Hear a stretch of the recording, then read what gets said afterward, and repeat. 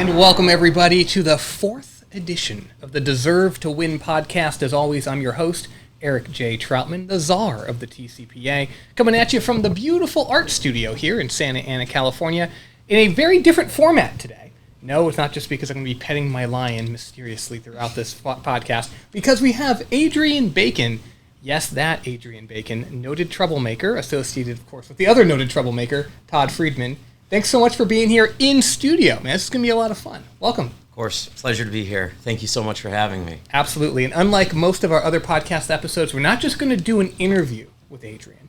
He's going to be weighing in on all the fun TCPA-related stuff we're going to be talking about. Of course, Adrian, for those who don't know, I think you all do, but just in case you don't, we'll have him do a little bit more of a bio here in a second. One of the most prolific TCPA plaintiffs lawyers in the entire country. Very talented guy, very knowledgeable. You're going to want his insights.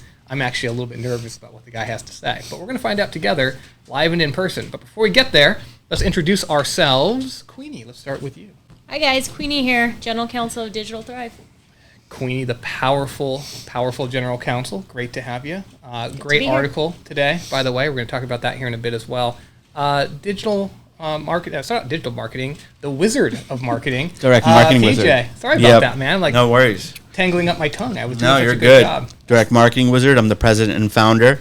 We're one of the fastest growing direct mail shops in the West Coast right now, and things are going well. So happy to be here. I know you always play down your call center operations, but really the folks that listen to this podcast love hearing your insights on how to stay compliant with that call center, which is always causing so much trouble also. And that just leaves you, Brittany. Who are you? What are you doing here? Hi, guys. Brittany, a.k.a. the Baroness. I am an associate at the Troutman firm. Wow, she nailed it today, folks. I mean, outstanding. Thank you very much. Speaking of nailing it, let's jump off with the big news. Brittany, huge win today. First in the nation result, a 12B1 on jurisdictional grounds under Article 3. Granted, not on concrete harm, which, look, everyone's won a concrete harm motion these days. Although, by the way, this guy brought you the first 12B1 win under concrete harm ground, as well in the Stoops case, also in Pennsylvania. But this is different. If you look back at your factors for Article 3 standing, we know there are 3 of them. One of them, of course, is Article 3 concrete harm, but there are 2 others that are not really litigated that much.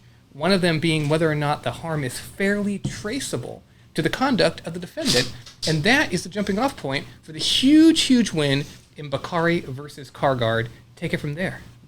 Yeah, so plaintiff Anthony Bakari filed suit against our client, Cargard Administration, Inc., for violating the TCPA on a vicarious liability theory, and we moved to dismiss the complaint on lack of subject matter jurisdiction. And unlike a regular 12B6 motion, a motion to dismiss for failure to state a claim, on a 12B1 motion, you can bring in outside evidence to attack the allegations in the complaint. And that's exactly what we did. We brought in an affidavit from the CEO of Cargard, basically saying that A-List, their third-party vendor, was contractually prohibited from engaging in telemarketing, and plaintiff wasn't able to say anything against that, and that is really what drove home our motion. So we literally won at the pleading stage. Despite allegations that our client had affirmatively instructed, which, by the way, was a false allegation, Adrian. I would know you would never do that. A false allegation that our client affirmatively instructed the marketer to engage in telemarketing. That was not true. That did not happen. But as anyone will tell you, right, at the pleading stage, usually what really happened doesn't matter. What matters is what is alleged in the complaint. So we had to get crafty. Yeah. We had to get crafty in order to get past the pleading stage. We couldn't just use a 12B6, as you just heard Brittany tell you, so we had to get that affirmative evidence. 12B1, very challenging. In fact, this is a first-in-the-nation result. No one has ever, in the history of the TCPA, successfully dismissed a case at the pleading stage using the fairly traceable prong of the Article 3 standing doctrine. It's as if that prong had been ignored the entirety of the TCPAWorld litigation history until the Troutman firm, of course, steps up. And the Baroness, got to give you some praise here, steps up with some fantastic briefing, and of course, the rest is history. Now, look, this is massive, right? Everyone out there, anytime that you represent a party, right, where that contract, I know, Adrian, you're going to jump out the bit here, because I know you've got something to say on this. This is going to be fun, because this ties into Mercurely, it ties into a couple other cases. anytime you've got a contract that says that the selling party is not allowed to engage in telemarketing. Now, it's a little bit different, understand, than not allowed to engage in illegal marketing, right? It's different. But an outright prohibition on telemarketing, and yet that seller engages in that conduct without permission, extra contractually, again, assuming that you don't have knowledge, understand, you can't just turn a blind eye, right? You can't know that it's happening and then say, well, my contract says they can't do it, so I'm safe. No, that's not how it works. In Bakari, we also had good evidence that we did not know. CarGuard did not know those calls had taken place. But you put that together, and instead of waiting for summary judgment, which anyone will tell you, very expensive to get there, and guys like Adrian Bacon make it very expensive to get there, you just file this motion at the pleading stage, and you can cut the case off right then and there. Instant, crushing victory. Really a good time. Now, See, I got some things to say about that. let's go, Adrian. What do you got? I got some things to say about that Pyrrhic victory that you got right there. See, there's nothing Pyrrhic about it, man. The problem with any Article 3 jurisdictional issue, and this was in the Supreme Court's recent dissenting opinion, but it's still there. Dicta is Supreme Court dicta. It still means something. That's true. And there are dozens of Ninth Circuit cases. And by the way, for the record, like dissenting opinions by Scalia are now binding case law in the United States of they're America, becoming that apparently. way. So Apparently.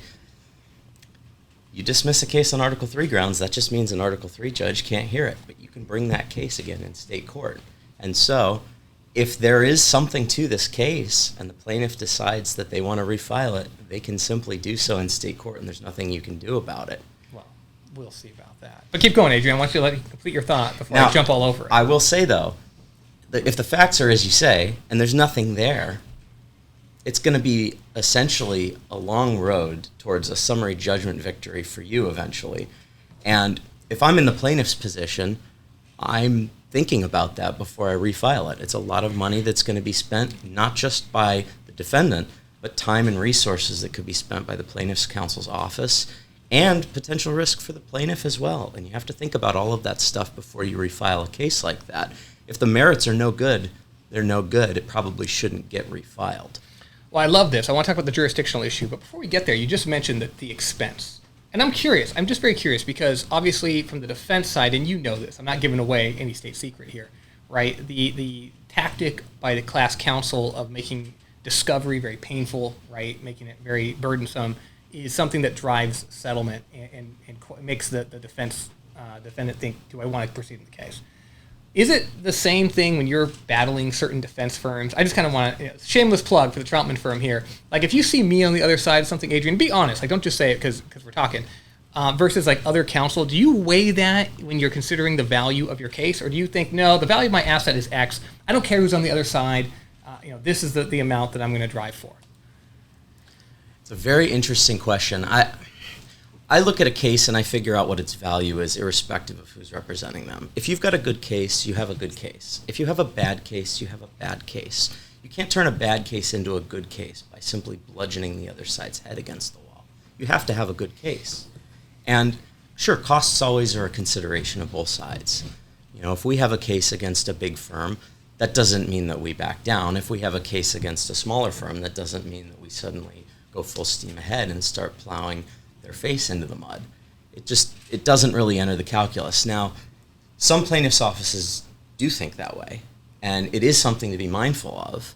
I don't want to name any names, but there are firms who will pour lots of resources into cases to make it very expensive for the other side in a litigation tactic in order to get the case either to a point where they're crying uncle or to a point where they have created an issue by simply digging deep enough and finally finding something there. Because there usually is something there. If you're filing a case, you can eventually find it if you pour enough resources into it. Okay, so I show up in the case. You're going to treat it the same way as if some other knucklehead shows up in the case. It's very disrespectful, Adrian, but I'm going to allow it. I don't agree with that, though. Let me say this. I think it's very important for both sides to have good relationships when you go into a case. What I want when the defense counsel is approaching me is to just have them lay it all out there and tell me all the bad things that there are about my case right out of the gates. Transparently, openly, let's have a discussion. Because if it's a bad case, I need to know before I start telling my partner and all my associates to start spending lots of time and resources on something. Bad facts make bad law. you don't want to be pushing a bad case with bad facts. And you want to know about that right out of the gate. And just like the defense is going to want to come to us right away and say, hey, what you got? You got to have a good case here. Lay it all out for us so we can think about it too. I think the most important thing when you get into litigation for both sides to remember, in my opinion, is to just be straight with each other. And you can usually figure things out if you are. So one of the things I think you do a really good job of is cutting to the heart of the issue and telling us, hey, you got problems with this, you got problems with this, think about this, think about this. And most of the time, even if the plaintiff's side is bluffing and telling you they don't care, they do care. Just like the defense cares. Well, I don't care. No, I'm kidding. Well, actually, that's a very insightful answer, and I appreciate that, Adrian. Actually, I appreciate that a lot. But going back to what you were saying about jurisdiction in state court, to be clear, there are jurisdictional bars even at the state court level under the state's constitutions, and that's a different issue. But to me, there's a more fundamental issue. We don't have to talk about it right now. There's no case law on it, but I just want it noted that I believe very strongly that from a prudential standing perspective, if it is a federal claim and the plaintiff lacks standing to pursue a federal claim in federal court, as a matter of prudential standing, it cannot be pursued in state court because the defendant has a right to have that federal question decided in federal court. And when that federal court's doors are closed, the entire claim should evaporate. That's just Eric Troutman on the law. There's some Supreme Court doctrine that backs that up doctrinally, but it does not, I'll admit, there's nothing directly on point, but I think I'm right. I will chime in and say something. I am aware of some case law in some district courts where people have successfully gotten the cases dismissed under Article 3. The cases have been refiled in state court, and the defenses have tried to remove it back to federal court in order to make that argument and gotten sanctioned. Well, you can't remove it back to federal court. No, the argument has to be brought in state court. No, and it's, look, there's a lot of strange machinations out there, and it always happens that, unfortunately, other defense lawyers get a hold of ideas. They present some half-baked arguments that kind of, I feel like most defense lawyers can detect the issue, but they can't quite really analyze it just right. It's like they get halfway home, but they can't really slide into home plate. We're in the business of sliding into home plate around here. So eventually we're going to get there. But until we do, let's pivot. Let's talk about something new. Massive story, actually, out of Michigan. Pooja, I'm throwing it to you. I thought I was going to throw it to PJ. You knew I was going to PJ, but then at the last moment I was like, you know what? No, we're going to just go straight to you, Pooja. Michigan is about to go the way, as it were, of Florida and of Oklahoma. They've got a brand new mini TCPA in the works. This is huge, Adrian. I don't know if you followed this yet. I'll admit, I'm going to just come straight out and say I have not yet read the amendment. It has been that kind of day. I have not yet read the bill. But I know Brittany and you, Pooja, you guys have taken a look at this. What is in store for us? I'm actually really scared to ask. Well, it won't be any surprise to you that a lot of it tracks Oklahoma and Florida. That's terrible. As the Baroness broke down just today earlier, Michigan has proposed a new bill covering the definition of an auto dialer. But what's really interesting and different than Oklahoma and Florida about this one is that it addresses vulnerable individuals. Okay. Interesting. Yeah. And it says, if you are knowingly using means to attack or harass vulnerable individuals, then you can be in violation of the act if you're using an ATDS. Vulnerable individuals are defined as folks that are 75 or plus, or are defined as someone who's disabled. So the thing that immediately jumped out to me was, a lot of folks in the Medicare healthcare space, right? There's a lot of complaints in that vertical alone with folks getting too many robocalls. But also, a lot of the older folks, they're not necessarily adjusted to receiving so many phone calls, right? This is a new epidemic for them. So I think that's where the state's minds are going now, depending on what kind of complaints they're getting. I've been seeing so many subpoenas being issued, not necessarily to our company, but I've been hearing about it, where subpoenas are specifically asking if you're targeting older folks. And so this bill, to me, is very in line with what the states are saying on the consumer complaint front. So let's break this down a little bit more if we can. So are you saying, okay, first of all, is the Michigan Act, is it akin to the Florida-Oklahoma bill where they've got that wonky definition of dialer that's like anything that uses any equipment automatically to select numbers or to dial them? Yes. Or is it, okay. Brittany may be able to speak. I didn't dig into that piece of it, sadly. But yes, I believe that it is very similar and akin to that definition. Mm-hmm. And then there's exemptions, right? You have something similar to an EBR exemption. You have folks making, educational businesses making calls, et cetera. So the exemptions are very similar to that of Oklahoma's. Okay.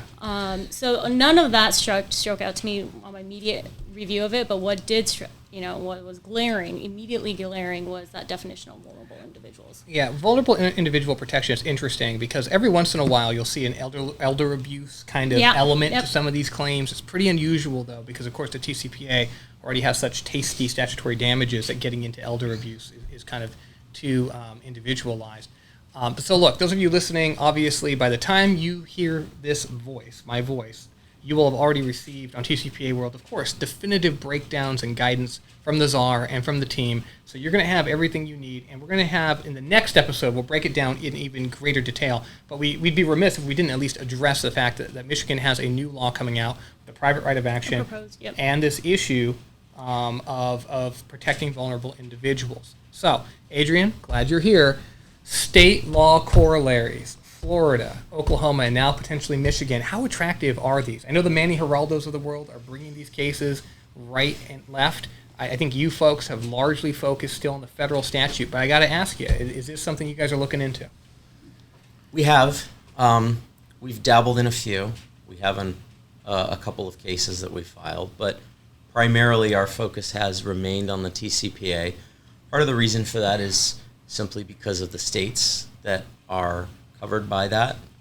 So far, there hasn't been a state that we've been licensed in until now, because we do have somebody who's licensed in Michigan. That's trouble. So we'll be looking at that.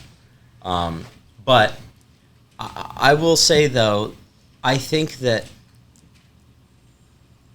the state law claims present a lot more compliance difficulty for the defense than they do necessarily an attractive alternative option for the plaintiff's bar on the whole. Of course, there are going to be some firms who specialize in certain areas that are located in certain regions that get a lot of clients in that particular region.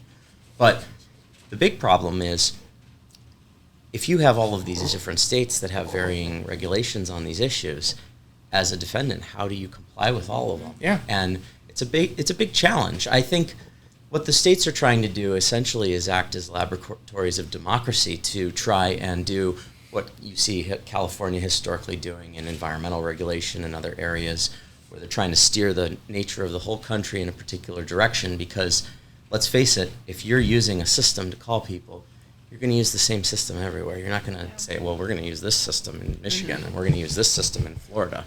It doesn't make sense to do that. Well, that's changing, though, unfortunately, because of this patchwork, right, that people are facing.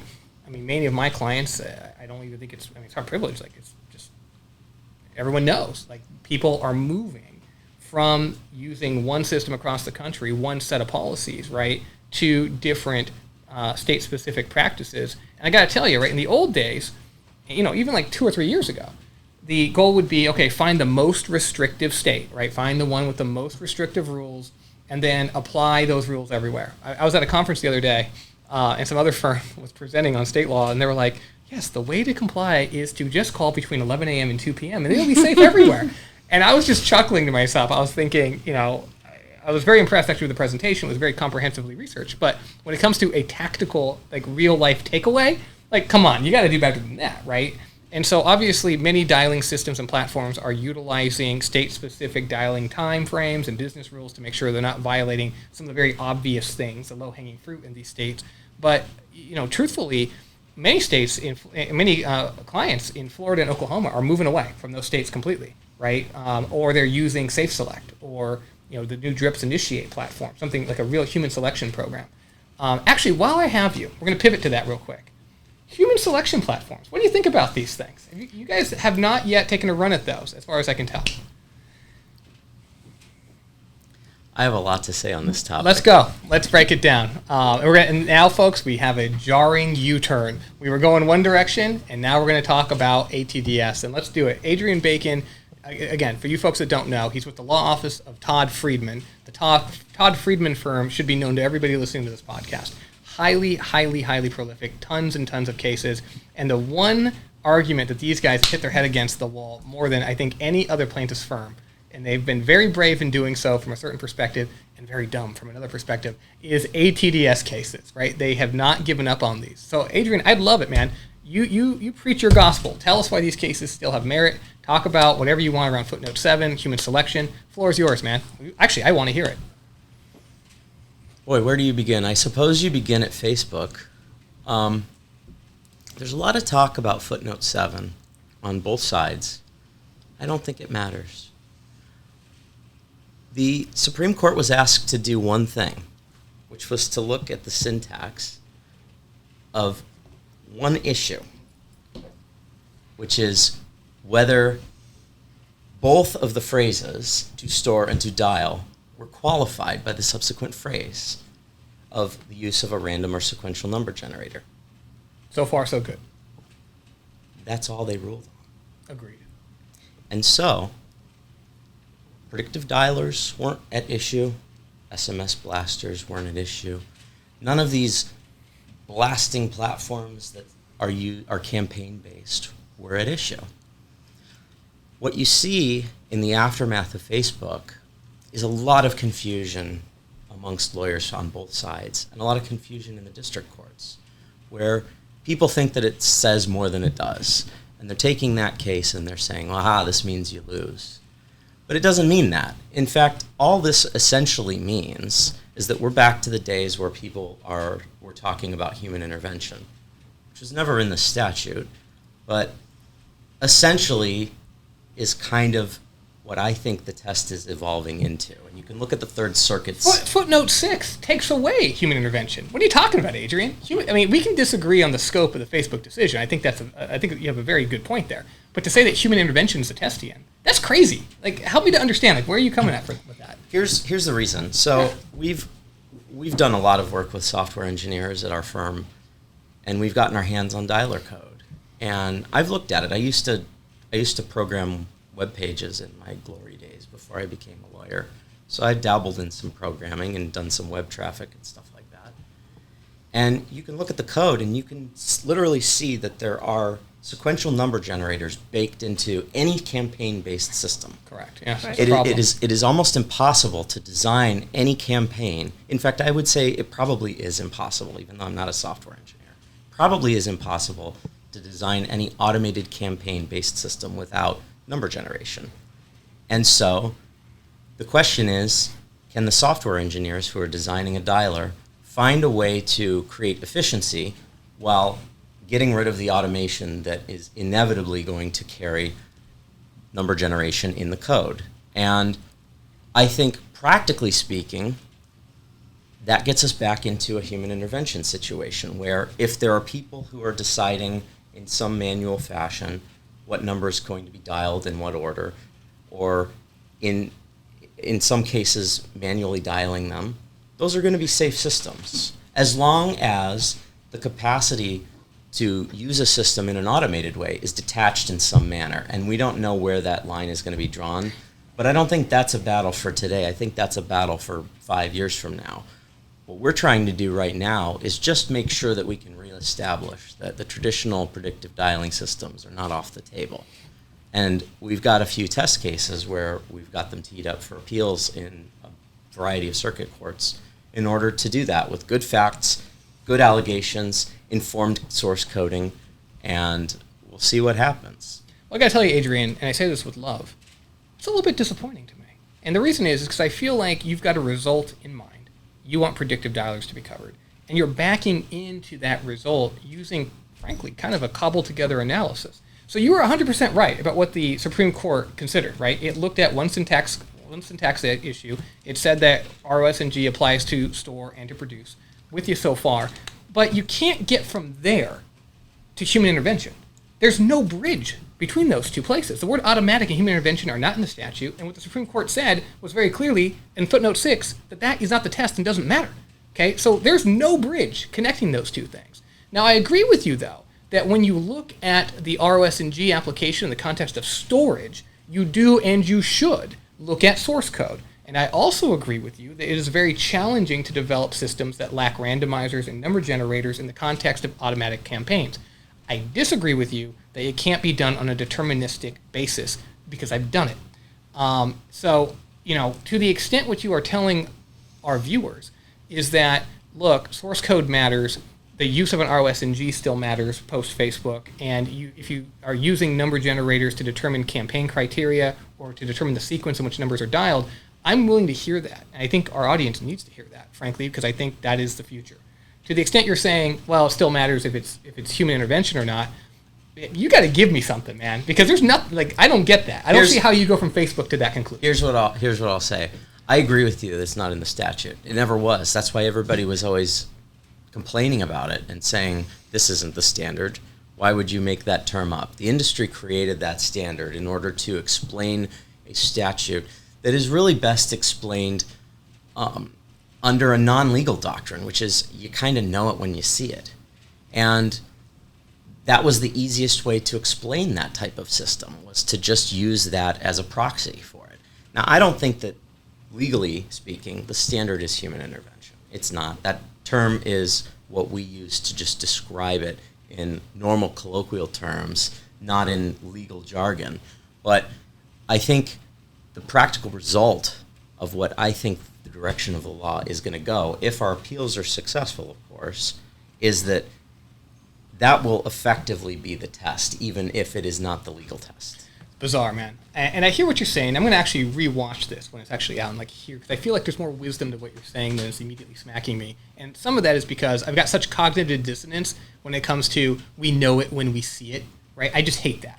Right? I'm a black and white guy. I want standards. I want to be able to give actual legal advice, not, oh, it's fuzzy. There's 12 factors that you consider. I hate all that. Even if it's a difficult to apply test, give me a test. And I feel like the Supreme Court did give us a test. They did. And for sure, it is challenging to apply. But to me, that test does not have human intervention. It turns solely on two things. One, whether or not storage includes determining sequence or not. And then two, how deep into the system you have to go to determine the functionality to create numbers using an ROS&G. And I'll tell you, I've reviewed a lot of source code recently. I agree with you. It's hard to remove those sequencers and those randomizers. It can be done. I've done it. Call me. I can help you with it. But, okay. So let's look at, real quick, a specific case, the Red Robin case, which is yours, mine versus Red Robin. Now, you're going to take this up on appeal. So we look at this case, right, and we view it, my personal view, the Troutman firm's view, because my view is the Troutman firm's view. See how this works? Is that the result is correct, like the Ivy case that you covered, Pooja.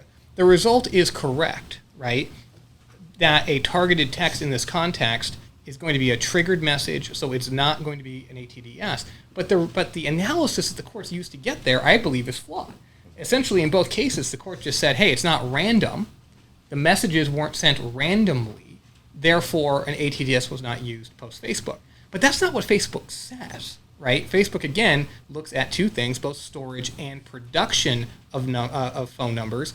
And although it is true that you're not producing phone numbers using a randomizer in those cases, the court didn't even consider storage. So to me, that's the problem with those cases. Again, I think the outcome is correct.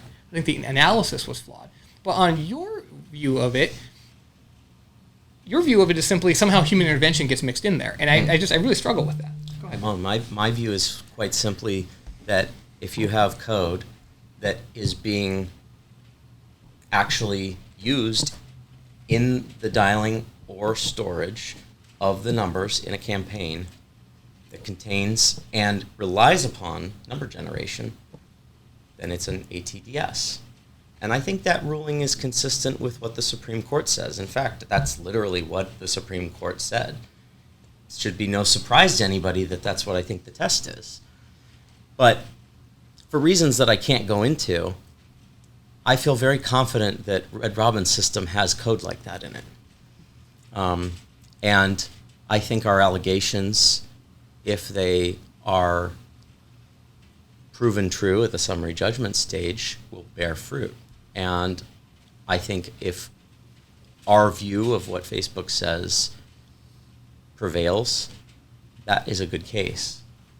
Interesting. So look, I should be very clear right now. I do not represent Red Robin. If Red Robin's outside or in-house counsel are listening, hi, We don't represent you, and we are not taking any position in terms of anything that Adrian just said or any of the facts. I don't know. I don't know any of them. All I know is what the legal analysis was in that case. I believe, again, the outcome was correct. The analysis was incorrect, but we just wanted to get your position too, Adrian. I appreciate that. So we're going to pivot off of ATDS issues. Feel free to come back to it if you want later on.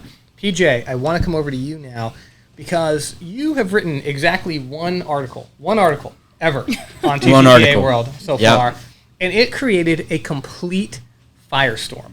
And by the way, folks, like we go 1 month without a podcast because I was on vacation and we were kind of busy with other things, and like everything is blowing up right now, right? We've got huge wins on jurisdictional grounds. We've got a new mini TCPA in Michigan. There's a whole bunch of personal liability cases that have just come out. A ton going on, and in the midst of all of this, we've got the Robo King and PJ's massive story breaking. Go ahead and frame out PJ, if you will, and be as heartfelt and powerful on this as you will. 'Cause I remember when you and I talked about it. I mean, you really have some very strong opinions. So don't hold back. Tell the folks what you wrote about and what's happened since. So yeah, I wrote about a gentleman, Aaron Michael Jones. He's been facilitating robocalls since about 2001. Everyone in Orange County area kind of knows of the guy, and I just pretty much gave the history and laid it all out through the timeline of events when he got banned from telemarketing, and just laid it all out. It was a great article. I was impressed. I was shocked. It made it to the National Law Review as a non-attorney. That doesn't really happen much. I think so, at least. I don't know. Remarkable. Absolutely. So, and then today, randomly, I got a call from the Wall Street Journal while I'm sitting at my desk, and they're like, hey, we read your article, and we really liked it, and we're going to write a bigger article, possibly a front page, like, headline article. And Unbelievable. We just wanted to ask you a couple questions about your article. So, well, I think we should frame it out a little bit more, though, PJ, because I appreciate what you just gave us there. But I mean, you call this guy one of the most atrocious human beings that's ever walked the planet. Yeah. I mean, like let's unpackage something. When you go to robo dialing, I mean, this guy was, what was it, 80 million into just Ohio a day alone. Like, if that's just one state, like the whole United States is getting auto warranty calls multiple times a day. Yeah. And I'm sitting there wondering why I can't make money anymore, why I'm losing money every month. And to be clear, you actually also have an auto warranty. You're an administrator. Yeah, I'm an administrator, and it's destroyed the industry. It's destroyed the industry. We're a meme now. An industry that used to be a decent industry. You used to be able to make a living doing things the right way. And now it's just impossible. Adrian, do you know of this robocall czar? Wait, don't call me robocall czar. What the hell? That's not a czar. The robocall czar. He's not a czar. Oh, and all this brand, all this great investment I've done in the czar. Brr.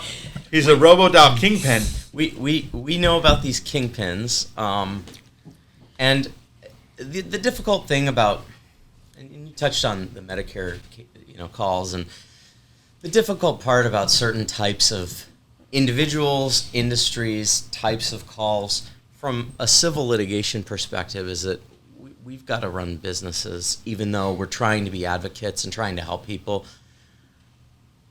Cases against people like that, the government's got to do stuff about that. I agree. Because you're never going to get anything out of it if you are a civil litigant. We don't have the same toolbox at our disposal that the government does in order to prevent it and to hold it accountable.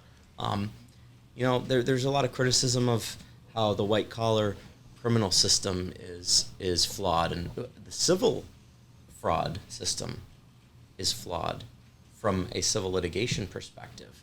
And you can look at the litany of cases my firm has filed over the years that we've settled individually very quickly. A lot of cases over the years against a lot of bad people that don't go anywhere because the company doesn't have zilch and there's no way to actually help the consumers that you're trying. And this is an example of it. What is anybody going to do against somebody like that? They're going to bring a lawsuit. It will be ignored. It will be vilified. The person will just go bankrupt and get away with it and walk away. I mean, how discouraging is it for you, PJ, right, to run a shop before this guy gets into the auto warranty game, right? Like everybody now thinks of auto warranty as scam calls, right? Yeah, you automatically. associate the two, and that's not at all true. It's right? like an IRS scam. It's a gift card scam. Like 5 no years different. ago, like you could safely sell a vehicle service contract. It would deliver value. People that had an older, high mileage car Yep. could now have a warranty. So if the car broke down, they could actually have some peace of mind. It was actually a valuable service, and you could sell them and you could make some money. Yep. This guy gets out there, saturation bombs the entire nation with these calls. It's astronomical what he's done to the industry. And it's interesting how you mentioned how it's watering down the brand of a particular industry. Now, this is something that a lot of people forget. The plaintiff's bar gets vilified a lot by bringing lots of cases, but one of the important goals that we're trying to serve is to clean things up so legitimate businesses can conduct legitimate business legitimately. And I love that. I'm all about that. I think that legitimate businesses, because those bad apples are the ones that make it difficult for legitimate businesses to even survive. Mm-hmm. So I'm all about that. I think, again, with Reach, I think we should go forward and grow Reach out and set a standard. Everyone has to abide by these standards. If you're not a part of Reach, maybe customers aren't going to do business with you. It's the same reputation that lead gen companies get nowadays, right? Like lead gen companies are there to help out these legitimate businesses. And if a lead gen company is a legitimate business, helping out businesses who don't have marketing tools or the capacity to take on their own marketing and reach out to companies that can assist with that, it's no different than just, we all hire marketing folks, right? You hired someone to design your t-shirt. But the lead gen industry, similar to the auto warranty industry, gets such a bad reputation now because there's a lot of lead gen folks doing similar stuff. I mean, Eric, I have a lot to say about the lead. Well, let's pivot over there. So PJ just gave us a plug for Reach. The concept of Reach, Adrian, I want you to have this in mind as you go into your thoughts now. Okay. I want to create an entity called, in fact, I just talked to the lawyers yesterday. We were drawing up the bylaws. It's going to be called Responsible Entities Against Consumer Harassment. And the concept is you get lead buyers, right? The folks that are ultimately responsible for making the outbound calls that are largely, not exclusively, certainly, but largely driving some of the headache around robocalling, right? They're not trying to do anything wrong, right? You know this. They're buying leads, believing that these are individuals that actually want to hear from them and making outbound calls. The problem is that it is the wild, wild west out there in the lead gen space. Leads can be sold 5 times, 10 times, 100 times, right? There can be aged leads that are 90, 180 days old. There are no rules, no regulations. The only thing that, of course, matters is the FCC has given us the touchstone standards in the CFR in terms of what express written consent has to contain in terms of words, and use this vague phrase, conspicuous disclosure, but we don't know for sure what that means, right? Where it has to be presented on the page, how big the lettering has to be, et cetera, et cetera. We saw a huge potential shift in the Berman case recently. We talked to the Wolf of TCPA about that in our first episode. But the bottom line is I'm looking to create an organization that will set standards that will be very clear to consumers so that when they click on something, they know the disclosure is clear. It's on top of the button. It's in black and white. It's that 12-point font. It tells them exactly what's going to happen, who is going to be taking that lead, how many times it will be sold, how long it can be sold for. And the members of this Reach organization will agree to only essentially buy a lead if it has all of these characteristics and criteria, in addition to something I know is near and dear to your heart, which is fraud filtering and detection. I will say here, this is going to end up being one of those little cutouts that gets played over and over and over again. Adrian Bacon was the first person that ever brought the idea of lead fraud to my attention. He brought it to my attention about 5 years ago, and I told him he was crazy. I told him it was absolutely inconceivable to me that somebody would make up a lead, use a bot to insert purchase data into a web form and pass it off as a legitimate lead. I told him it was nuts. I was wrong. Adrian was right. And so it is good for me to have him here, and you can talk a little bit about anything I just laid out. Go ahead. Lead manufacturing is a very real problem. It would not surprise me if somebody who had the actual data and had complete information came to me and told me that about half of the leads that were out there were fake. Rich Kahn from Anura says that 45% of all affiliate traffic leads are fraudulent. That doesn't surprise me at all. And think about it this way. In my position as a plaintiff's counsel, if we have a consumer come to us, and we do diligence before we file cases, we don't just slap this stuff on a page and say the company call them without consent, without looking into it. If we file a case, that consumer has told us they have no relation to that company, and more often than not, also has told us, and I have no interest in anything relating to this type of service, so I wouldn't have even been looking. And so, if somebody comes to me and says, your client consented to something, I'm already going into that situation with the knowledge that probably 50% of leads are bogus, and I have a client who's credibly told me that they haven't gone to this before anyone comes to me. I'm thinking 95% chance that this lead is bogus at that stage. And I'm usually right, because we've done the homework before. We haven't necessarily dug into every single device and scoured the planet for every possible way that every family member could have maybe gone on there and clicked a button. But most of the time we're right. And the tricky part is proving it, because you get a lot of people saying, hey, you know, take your tinfoil hat off, wackadoo. There ain't no manufacturing of leads going on here. But as you know, it is a real problem. And the challenge is really an economic one more than anything else. Because you can, in my shoes, you can look at a particular industry. Before you even file a case, you can look at the industry and you can say, there's no way that this industry is going to be able to generate legitimate leads. I used to do web traffic. My family runs a business, online retailers. I was running this thing from my dorm room and creating web pages in the early days of Google AdWords. We were typing up web pages where I was hiding meta text in white font at the bottom of the page before the Google spiders weren't able to scour that kind of nonsense out. This was early .com days. And so I know a little bit about how this web traffic stuff works, and I also know how expensive it is to legitimately get leads on the internet to come to your website. There are some fields that it cannot be done. There are other fields like mortgage refinance where you have, you know, a target market with somebody who you're going to make, you know, potentially thousands of dollars off of a transaction. You can afford to pay Google $50 per click because there's going to be some wiggle room there, and you'll still have the ability to pay your overhead and cover all of these risks. But other fields, there simply isn't a way to do it. And it would be great if there was, because privacy is important. And the indignity of not only being subject to a privacy invasion, but then having somebody lie about it afterwards and misuse your data is even worse.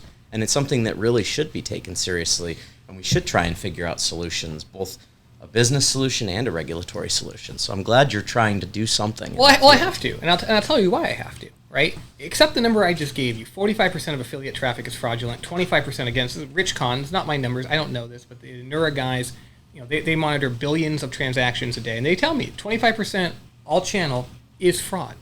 Now imagine you're me, right? You're supposed to be this highfalutin, extremely powerful, complex litigator that can walk on water, right? And yet my clients are buying 25% fraud and making outbound calls, believing in good faith that they're calling somebody that wants the information that they're calling about, but they can't rely on the lead. So what can I tell them? Stop buying leads and put yourself out of the business, right? Cut down your direct-to-consumer marketing channels, end an entire revenue stream? I can't give that advice. Even if I want to, I can't. So I have to do something else, right? I have to get meta. I can't just keep defending one-off cases over and over again. Maybe it's fraud, maybe it's not, maybe it's a litigator, maybe they set up their claim. No, those days have got to end, because it's not an effective model. It's just cat and mouse, right? We're just chasing each other around. It's like, you know, we're playing footsie at a dance or something. Like, we need to get to a solution. And the solution is that the buyers have to come together and say, guess what, lead sellers? The days of the wild, wild west are over. It's over. It's done. And they set the standard, and we're going to set the standard together with Reach. And then we'll go with the regulators, and we'll say, dear regulators, look, I know the FCC, I know you folks watch this. I know the FTC watches this. I know some of the AGs watch this. You guys see me. You know me. Do I seem like an insincere fellow? I'm an absolute true believer. And I am going to get industry together, and I'm going to solve this problem for you. And then I'm going to come with a nice little package all wrapped up in a bow. It's going to stop about 1 billion robocalls a month. And all I'm going to ask you to do is bless it. Just say, yes, if you follow these nice, clear standards, we will allow you to continue to operate your business make direct-to-consumer phone calls because it is good for the consumer. You agree, don't you, Adrian? I do. If it's a legitimate outbound call with a legitimate offer for somebody that's interested in it, that is consumer-friendly. That's not a bad thing. These industries should have room to grow, but they need to self-police, and they need to get the bad actors out, and they need to do it right now. Well, it has to be a balanced way of doing it. And, I don't want to poo-poo on some of the businesses that you've done work with. There are problems with the current solutions. I myself have been subject to those problems, as you may be aware. There are some public documents out there about that, including I've got nothing to say about that, Mr. Bacon. I will say that there are imperfect solutions that currently exist. It would be great if there was a consumer-centric solution, which really highlighted the importance of the privacy to the consumer. Because I agree with you, I'll be the first to admit, there is legitimate robo-dialing. There is legitimate telemarketing. I might want to get my mortgage refinanced, and I need to figure out where I can get the best rate. I might use a broker who has networks with multiple different firms and give them my information, and they may sell it to them and have them contact me, and I'll make some bids and get my business done. Same thing with car insurance. I might have the same dynamic. My bank needs to be able to contact me when there's a fraud alert on my account. These things are important. So there should be a solution that is mutually beneficial to industry and consumers on that. But if it's done from the consumer perspective, it really has to focus on trying to address their needs and the privacy associated with it, and not just using it as a vehicle to prevent getting sued, which is one of the problems with the current solutions, is that these are used as defense tools. They're not used to try and actually help the consumer and prevent the data from being resold or used in another forum or anything like that. There needs to be a focus on the consumer when it comes to the collection of the data, and to make sure that that data is used for a very narrow purpose that is conspicuously disclosed in scope. The resale, that's where it gets dangerous. It starts changing hands. It could get into somebody's hands who could misuse it. And there's a lot of privacy concerns for a lot of people right now, and a lot of risk. So I think over time, you're going to see that escalate and spread out in a bunch of different fields in the legal world. Putting a lid on that now would be a very good idea for industry. Pooja, I know you guys have been listening, but you want to weigh in. Go ahead. No, I strongly agree with what he's saying. If it doesn't happen sooner than later, all we're going to see is more mini TCPAs and more regulations come into place, and it's not going to be helpful for any businesses. So I think something does need to happen quicker than later. Like, if it doesn't, there's going to be more regulations, and it's just going to be one of those, what system do I use to call North Carolina now? And it doesn't make sense. But it's got to be more. See, here's one of the other issues, and I'll get up on my soapbox a little bit here. You've seen a gravitation of businesses towards just trying to get people to check the box. You see this in the arbitration clause context. We can get away with whatever we want because they signed a class action waiver, and we made them click that box before they agreed to do business with us. It's a pendulum. These things swing back and forth over time, and it's important to remember that you need to do more than simply get the people to check the box. You have to actually have some solution which is meaningful to both sides and gives the consumers an informed choice to know what's happening with their information, to know how it's being used, and to know who's using it, why, when, where. Create a framework for this. It wouldn't be that difficult to do. You could get people from both sides. I could do it in an afternoon. We could do it right now. I'm going to. I agree with that. I completely agree with what you're saying. The truth is, there's a reason why everyone else's solutions have been incomplete. It's because really this is a job for the czar. Let's just be real, right? who else has almost complete visibility in terms of what industry is doing, in terms of what lead generators are doing, in terms of what the bar is doing, has complete understanding of the applicable laws and regulations. Everybody else that's like trying to do little things here and there, they're just nibbling around the edges. They've got, a patchwork jurisdiction, right? You're an AG in Indiana, you're a legislator in Florida, you're trying to address a mountain of an issue, and you only have this much visibility, right? You're putting your hand in and you're feeling the elephant's knee and you're trying to figure out what animal you're dealing with, right? Look, I've got to solve this, right? I'm the only guy on the planet that can do it. I'm going to do it. And I've already laid out to you how it can be done, and I'm glad that you agree that when it's done, and I'll have you at the table, Adrian. Look, we're going to have a board. It's going to be a big board. I'm not saying that we're going to allow the plaintiff's bar to be on the board, but we may. We may. I mean, look, you laugh. I'm kind of serious, right? Like, I need buy-in. The day will come when I'm going to have to bury the hatchet with Margot and the NCLC and reach over and say, hey, guys, let's be friends. It's going to have to happen because we need buy-in from all sectors, because when I walk into the FCC and I walk up to the FTC and I say, please bless this, I want comments from all sides supporting it. I want this to be a total solution once and for all. It's the final bargain, right, where everyone agrees if we do X, then we can continue with direct-to-consumer marketing. Right? That's what I want. That's my ambition, is to make this industry safe. Pooja, you've been so quiet. This is like because there's right so much to alley. say. You guys just keep talking. Okay, we'll go. No, I mean, you guys all basically took the words out of my mouth. But for me, being inside a company like Digital Thrive, right? They're a digital marketing company. They obviously hire general counsel who has expertise in this area. The biggest frustration is I'm already setting these standards that Reach are presumably going to adopt. Notice, consent, opt-out measurements, compliance procedures, vendor management, right? I agree with you. It's not just a checkbox. It's how are you following consumers' opt-out requests, right? How are you complying with the CIPRA and other state privacy issues? There's so much that goes into it from an in-house perspective. Reach is just the education, right? How are you going to execute on that? And there's so little companies out there, from my experience in the lead gen space, that can accomplish that and operationalize that. And I'm excited for it, because I want to weed out the bad guys, right? I want to make companies like Digital Thrive, I want to highlight them and to show them, hey guys, Medicare carrier here, carrier B, you guys want to work with Digital Thrive because these are high intent leads and these are our procedures, these are our policies, this is what we're doing to comply with state privacy laws, TCPA, and many TCPA laws.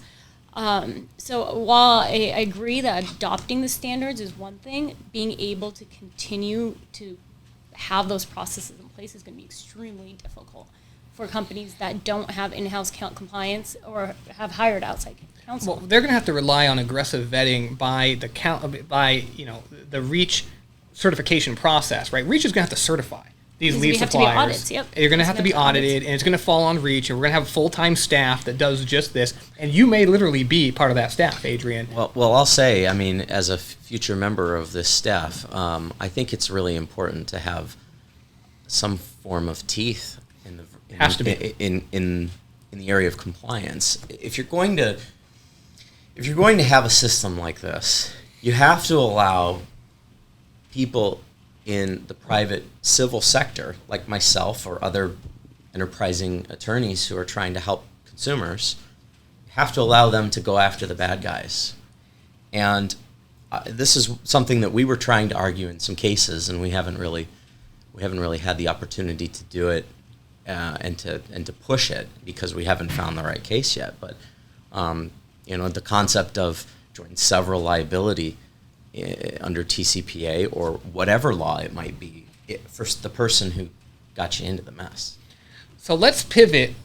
It's not quite the same thing, but we only have a few minutes left. Let's pivot to personal liability. Not quite the same thing as joint and several, although I love that concept, and we can talk about the two together.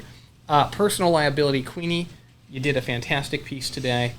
The guys over at Credit Pros, I mean, it's good guys, by the way. They're not bad fellas, Yeah, right? And that's why this is such an important cautionary tale, right? Sometimes people say, like, Eric, why do you name the defendant? Why do you do that? Because I want you to see that anyone can end up in one of these lawsuits personally named, right? Even if you're not a bad person necessarily, right? Like, the guy is in charge of compliance for TCPA. That was the allegation. That's the allegation. He was in charge of compliance with the TCPA, and the company failed to comply. So he's named personally. That's all it takes in the TCPA world. And that's why I say over and over and over again, you never want that paper trail to lead back to you personally ever. You've got to have that in-house counsel. You've got to have lawyers, right? Lawyers break the chain. There's no way that you can sue a lawyer for giving legal advice. That's a constitutional issue right there, right? You could never sue me for giving legal advice, right? Only my client can sue me for giving bad legal advice, which I never do. But a third party, right, you can't sue me for that. So you always want to have your outside counsel blessing things before you go forward with any outreach program. You don't want to end up sued in one of these cases. And as we see over and over and over again, and Pooja, I really want your insight. Like, how do you help give guidance to people, right? These guys get sued and they can't get out of the lawsuit. It's not like you just like walk out. And don't get me wrong, there is some case law. I think I could probably get some folks out if I needed to, but nobody ever does this to my clients. Adrian, I know you never do this. It's Bush League. Don't do it. I'll hit you with a machete. You will regret it. But Pooja, how do you navigate, if you can, I mean, maybe this is something you can't talk about on the fly, I don't know, but how do you navigate the prospect with personal liability with the folks that you're giving advice to in-house? Well, I think you just mentioned it, right? So it's so tricky being in-house because you want to be a yes person. You don't want to be sales prevention team to your marketing folks and your business folks, because at the end of the day, you're trying to help them drive profits in a compliant manner. You know, when you have like a knucklehead come up with an idea which is plainly against the law, you know, what I have a candid conversation with them, letting them know, you know, I don't think this isn't gonna fly, right? This isn't just a gray area. This is a hard red light. No. The marketing guy says, go ahead, you know, let's proceed. I trump your advice, Pooja. So usually I'll mention cases like the Champion versus Credit Pro case and let folks know that they can be personally held liable and named in the suit. And, you know, usually they step back, they're like, wait, my name can be mentioned.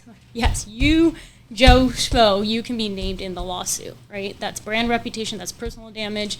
And that, you know, but if you still want to continue with this marketing strategy, I recommend we engage outside counsel, get it blessed by legal. And then that way, at least there's a layer of protection where, you know, this was approved and blessed by my outside counsel. You know, it's much harder to operationalize sometimes, but I make them aware of these cases, right? Like when I blogged it today, I sent it right out to my team. You know, they're well aware of these risks that, you know, they could potentially be held liable for. And it's funny because I get these requests from clients sometimes. And I know exactly what you guys are up to. You're not clever, but you're cute. You're my clients. I love you guys. But they'll call and be like, so Eric, I'm going to send you an email on this. I just want to run it by you first. Do you agree that it would be okay if we did X, Y, and Z in this use case? You agree. That's okay, right? Yeah, it's fine. Send me the email, right? Yeah. Eric, this will confirm that you agree that blah, blah, blah, blah, blah, right? So, I mean, it's funny because I know, obviously, sometimes I'm being used as kind of like a cloak to bless something to kind of isolate that external potential personal liability. But it's such a terrible rule. It's just a terrible rule. So, Adrian, since we have you, I'm curious. I mean, you guys don't seem to name people individually very often. When you do, it seems to be specifically and tactically. So I'm just curious, like, do you ever do it? Obviously, you've never done it to my clients. You never will, because I'd be very, very grumpy with anyone that does that. So to me, it's just Bush League. But it might be an appropriate tactic in some cases. So I'm kind of curious on your thoughts on that. We do it sometimes. We normally do it to try and wake somebody up who's not taking things seriously. And honestly, unfortunately, it is at times necessary. But like with most things, a legitimate company is going to take it seriously on its own and doesn't need anybody resorting to that type of a tactic. And a case should be determined on its merits, not due to just scaring somebody to death. So I think that it's very important to TCPA to have that rule because there are so many people who are bad actors in the area, in the space. That is not to say that your clients are. That is just, I think, a widely regarded fact that there are many bad apples out there who are just blasting out indiscriminately robocalls and annoying people and engaging in bad acts. It hasn't really gotten better over the years. How far have you gotten, though, with a named play? Because people ask me this all the time. Like, I know, Eric, in theory, you can be named, but I mean, does it ever really come to judgment? And the answer is yes. I mean, there are plenty of examples out there. People have lost their houses, multi-million-dollar judgments against people individually. But Adrian, for Todd Friedman's office, for you in your case, it's like, how far have you pushed people I mean, have you gone to summary judgment? Have you gone to trial against an individual? We got a judgment with Craig Cunningham up in Wisconsin against an individual. Wow. How much was it for, if you can share? It was around $100,000, I want to say. $100,000. And he was a lead vendor who was intimately involved in the calls that were placed, and the court held that he was vicariously liable, and then the jury found him culpable. And I don't know what the status of that case is right now. I think he might have appealed it. I don't know. David Levin from my office is handling it, but yeah, we have done that. And I think the real importance of that rule is not, as I said, not to scare people into taking something, more seriously than it needs to. It's literally just to make sure that a company can't just use the standard piercing the veil situation as a cloak to engage in bad acts that benefit the individual. And that happens, unfortunately, it happens more in TCPA than it does in some other areas of law. So I think that's why the rule has emerged. Ujay, looked like you wanted to weigh in there. I forgot. Yeah. Oh, that's Lost fair. track, yeah. All right. Well, look, this was a fantastic episode, folks. And we're going to wrap up now. I'd like to have everyone have some final thoughts. I'm going to go last because I have the right to do that because it's my show. But PJ, why don't we start with you? We covered a bunch of topics today. Lead fraud, obviously, ATDS, the huge win by the Baroness. We talked about the Michigan law. Lots of really interesting topics, and of course, the RoboKing article you did, and this scumbag, the biggest scumbag that ever walked the earth. The biggest one. What are your thoughts, man? How do we wrap up this episode 4 of Deserve? I really enjoyed the guest we had today. He was great. We do these interviews sometimes, and I feel like some of the litigator attorneys aren't really fair. They're kind of like devious. I didn't get that feeling from Adrian. So I think it would be good to have him a part of Reach because he seems like a fair type of person. And I think both sides should come up with a fair solution with something like that. So I really enjoyed having him. His perspective was great. My article was good. It was good. A lot of recognition. Yeah. The Baroness killed it this week. So all in all, it's been a pretty stellar week. I mean, it's been pretty good. Pretty busy and pretty good for everyone. So actually, I forgot the Baroness was sitting here because I haven't heard from her in about an hour. I've just been soaking everything up. Okay, well, what do you got? Share your final thoughts. I'm still on a high because we just had, our big first win. But look, I'm happy that we're all able to get together again because I know it's been some time, but also thankful that you've been here and shared your wisdom upon us. Wisdom. Yeah. Yeah. Okay. Adrian, tell you what, it's your turn, and then Fuji, you'll go next, and then I'll go last. That's the way it goes around here. I've got a message for your audience. Yeah, deliver it. If you're buying leads and they seem too cheap to be good, they are. Okay. I like that. Let me help you frame out your thoughts a little bit more if I can, Adrian. Because don't get me wrong, that was a great little punchy little line there. I'm going to take that and cut it and play it. But I like to ask my guests, right, because the name of the podcast is, of course, Deserve to Win. How can folks out there that are making calls, call centers, people that want to comply with the law, how can they, in your eyes, as a plaintiff's lawyer, how can they deserve to win? Honestly, the best solution that exists right now is to generate your own leads. Absolutely. If you're generating your own leads on your own website, you have control over the web traffic analytics and the data. You know exactly what happens. And despite popular conceptions on the defense side, there are very few people out there who are going and logging in and providing information in order to create and manufacture a basis to file a lawsuit. It happens very rarely. I have personally only seen it once in my career, and I've filed thousands of TCPA cases. Did you take that case? Did you file that case, Adrian? No. Had to ask. But I think it would be great if there were better solutions out there. I think it's always important to try and make them.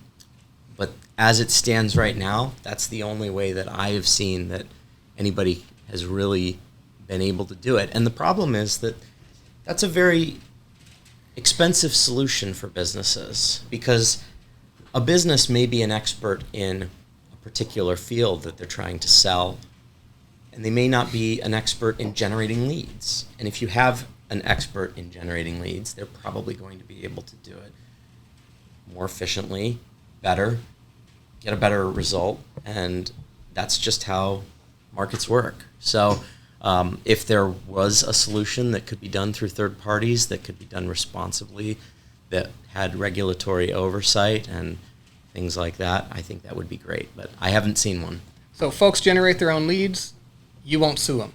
Deal? As long as the leads are legitimate, which should be easy to prove. That's one of the other things.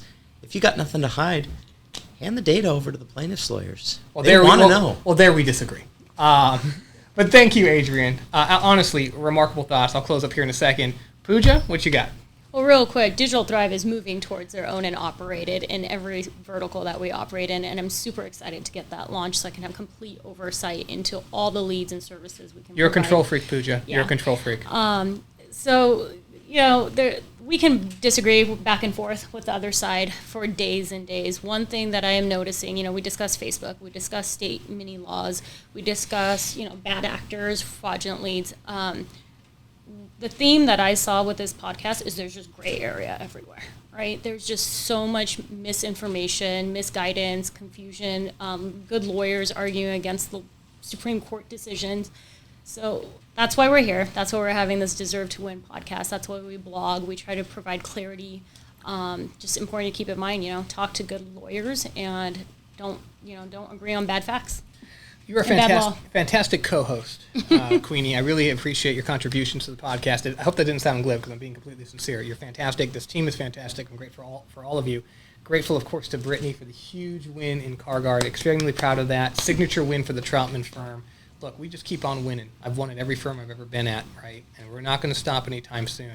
But I will say this, and I want to end on this note because, as Brittany will tell you, she's got her eyes open to the engagement we get on the blog. How many times people reach out and just say, "We love you. You're amazing. I love this so much."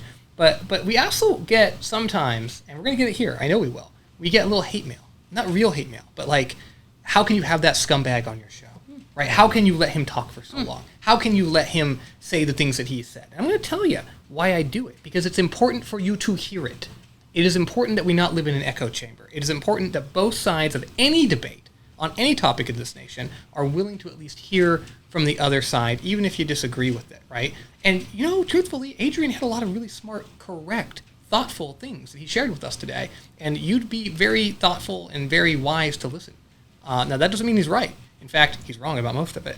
But hearing his viewpoint is critical to help your own decision-making. And if you think for a second that I, as an advocate, don't listen very, very carefully to the things that people like Mr. Bacon say, you are crazy. One of the reasons why I'm so effective is because I always want to know and not just hear, but truly understand where the other side is coming from, so that if there is middle ground, we can get there. And if there isn't, truthfully, I'll know how to destroy their castle for them. But as always, thank you folks so much for attending and paying attention for so long. It's a little bit over, but we've been gone for a while. There's a lot to cover. Adrian was a great guest. It was fantastic to be here. Thank you for showing up. And as always, every I was gonna say week, it's not week. Every couple of weeks, every month, pay attention, and we'll teach you to deserve to win. Thanks, everyone.